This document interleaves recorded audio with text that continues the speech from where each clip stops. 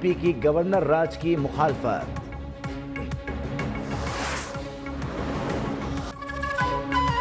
Final call کی ناکامی کی آفٹر شاکس، پی ٹی آئی میں بھونچال، اسد قیصر نے خود کو چیئرمین پی ٹی آئی بنانے کی خبروں کی تردید کر دی۔ Salman Akram Raja secretary general P T I کے عہدے سے مستعفی، چیئرمین بیرسٹر گوہر نے تاحال استعفیٰ قبول نہیں کیا، کہا ذمہ داری چھوڑنے کا یہ وقت نہیں، تنقید کی پرواہ کیے بغیر کام جاری رکھنے کا مشورہ۔ سنی اتحاد کونسل کے سربراہ صاحبزادہ حامد رضا کا بھی پی ٹی آئی سیاسی کمیٹی اور کور کمیٹی سے مستعفی ہونے کا فیصلہ، بولے قومی اسمبلی کی نشست سے بھی جلد استعفیٰ دے دوں گا۔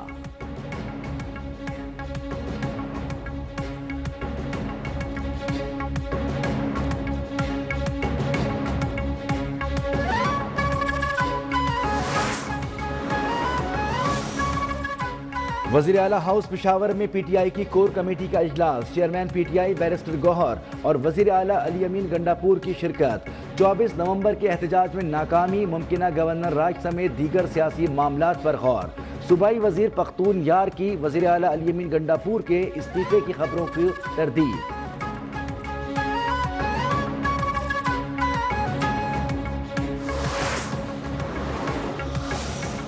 This time again with lot of preparation and using the cover of KP government tried to create mayhem in the capital and they armed with latest weapon. Khyber Pakhtunkhwa حکومت کی ایما پر وفاق پر چڑھائی کی گئی، بانی پی ٹی آئی سیاسی قیدی نہیں، دہشت گردی کے سنگین مقدمات میں ملوث ہیں۔ وفاقی وزیر منصوبہ بندی احسن اقبال کی غیر ملکی میڈیا کو بریفنگ۔ عطا تارڑ بولے اسلام آباد ہائی کورٹ کے حکم کے باوجود احتجاج کیا گیا، بانی پی ٹی آئی اپنے دور میں طالبان کو پاکستان میں واپس لے کر آئے، سوال یہ ہے کہ افغان باشندوں کو احتجاج میں کیوں شامل کیا گیا؟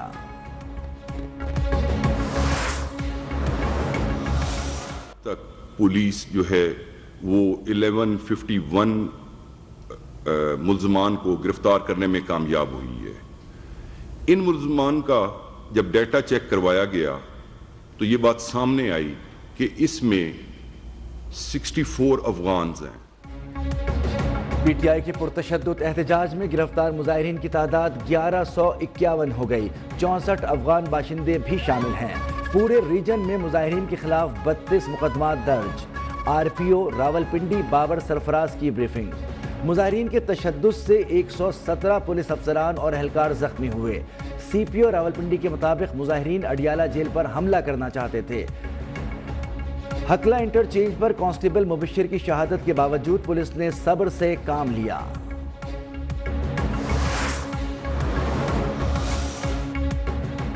آر پی او راولپنڈی بابر سرفراز کی دیگر حکام کے ہمراہ بریفنگ۔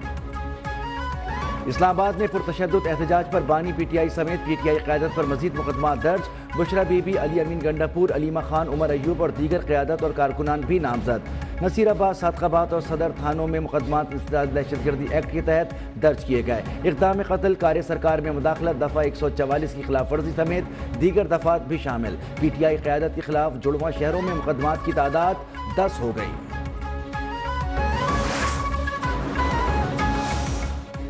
بلوچستان اسمبلی نے پی ٹی آئی پر پابندی لگانے کی قرارداد منظور کر لی، اپوزیشن جماعتوں کا قرارداد کے خلاف اجلاس سے واک آؤٹ، اجلاس غیر معینہ مدت تک ملتوی۔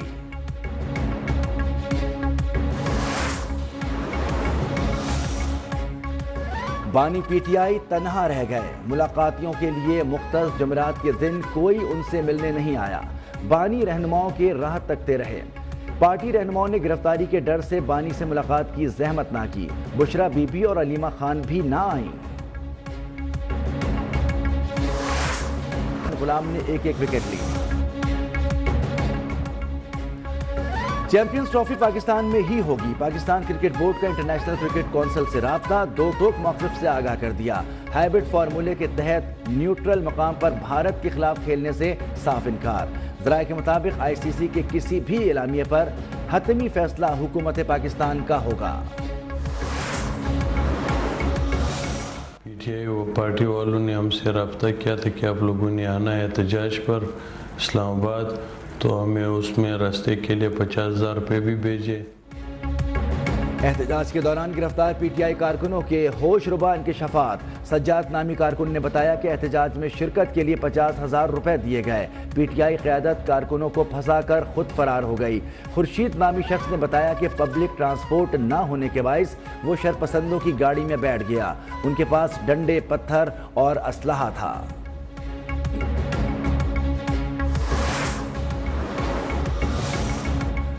مذموم سیاسی مقاصد کے حصول کے لیے پی ٹی آئی نے فلسطین کے شہداء کو بھی نہ بخشا۔ احتجاج کے دوران ہلاکتوں کے حوالے سے جھوٹے پروپیگنڈے کے لیے فلسطینی شہداء کی تصاویر کا استعمال۔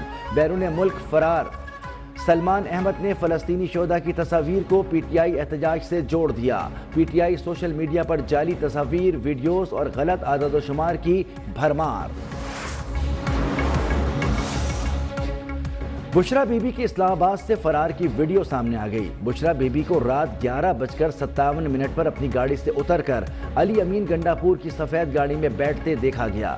ذرائع کے مطابق جنا ایونیو پر آپریشن کے بعد بشرا بی بی اپنی گاڑی میں سیکٹر G8 پہنچی۔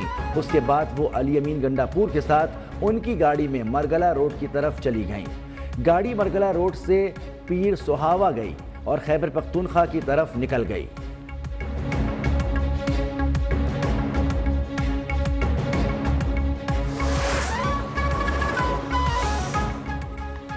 ہماری غلطیوں کی وجہ سے بانی پی ٹی آئی کے لیے سختیاں بڑھ رہی ہیں۔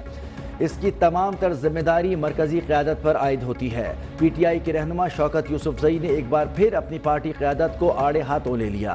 بولے احتجاج کے دوران مرکزی قیادت کہاں تھی؟ بانی پی ٹی آئی نے سنگجانی میں دھرنا دینے کی اجازت دی تو اس پر عمل کیوں نہیں ہوا؟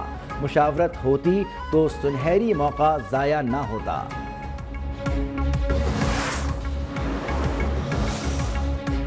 احتجاج کی فائنل کال رانگ یا مس کال تھی۔ اس کی لیڈرشپ مظاہرین کو چھوڑ کر بھاگ گئی۔ عوام کے جانی اور مالی نقصان کا ذمہ دار ایک ٹولہ ہے۔ وفاقی وزیر امیر مقام نے کہا، کہتے تھے بانی کی رہائی کے بغیر واپس نہیں آئیں گے۔ پی ٹی آئی کے مطالبات غیر سنجیدہ تھے۔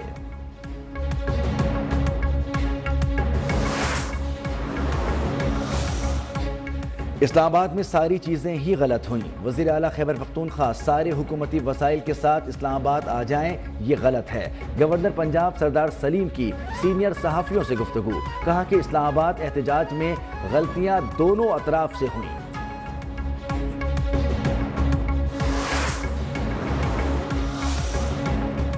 بانی پی ٹی آئی کو پاکستان کی سیاست سے مائنس نہیں کیا جا سکتا۔ 2 دن پہلے یہ لگ رہا تھا کہ معاملہ سلجھ گئے ہیں، لیکن اب کہا جا رہا ہے کہ تحریک انصاف پر پابندی لگا دیں گے۔ سابق وفاقی وزیر فواد چودھری بولے، تحریک انصاف تو پہلے ہی ختم ہو گئی تھی، اب تو صرف بانی پی ٹی آئی ہیں۔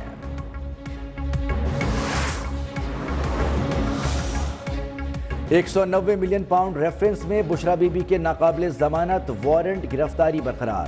اسلام آباد کی احتساب عدالت میں بانی اور بشرا بی بی کے خلاف ریفرنس کی سماعت بغیر کارروائی کے ملتوی۔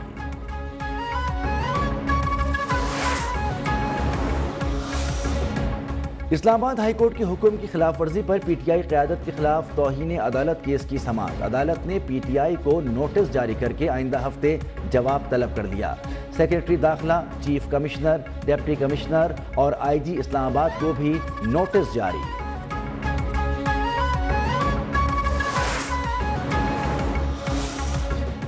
معاشی ترقی کے لیے تمام سیاسی جماعتوں کو ایک پیج پر ہونا چاہیے۔ گورنر سندھ کامران ٹیسوری کا مشورہ، بولے بانی پی ٹی آئی جیل سے بہت پیغامات دیتے ہیں، ایک پیغام معاشی کامیابی پر مبارکباد کا بھی دے دیں۔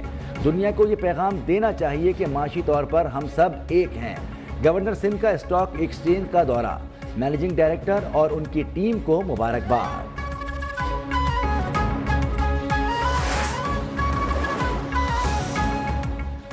کوئٹہ میں بچے کے اغوا سے متعلق کیس پر سماعت۔ اٹارنی جنرل کی استدعا پر اٹارنی بینچ نے آئینی بینچ کی جانب سے ممبر میں رپورٹ کا جسٹس مندوخیل کا رپورٹ پر اظہار اطمینان۔ بچے کے والد سے کہا کہ آئی جی نے تفصیلات بتائیں، یہ آرام سے نہیں بیٹھے ہوئے۔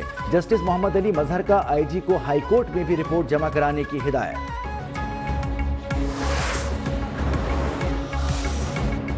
پابندیوں میں نرمی کے بعد اسموگ میں پھر اضافہ ہو گیا۔ لاہور میں لاہور پھر دنیا کے آلودہ ترین شہروں میں سر فہرست آ گیا. شہر کا ایئر کوالٹی انڈیکس 597 ریکارڈ ہوا. ملتان، فیصل آباد، راولپنڈی میں بھی زہریلی ہواؤں کی لپیٹ میں رہے.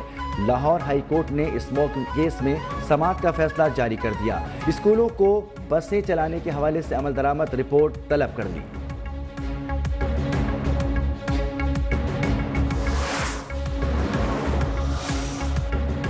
یکم دسمبر سے پیٹرولیم مصنوعات مہنگی ہونے کا خدشہ. 15 روز کے لیے پیٹرول فی لیٹر 3 روپے تک مہنگا ہو سکتا ہے.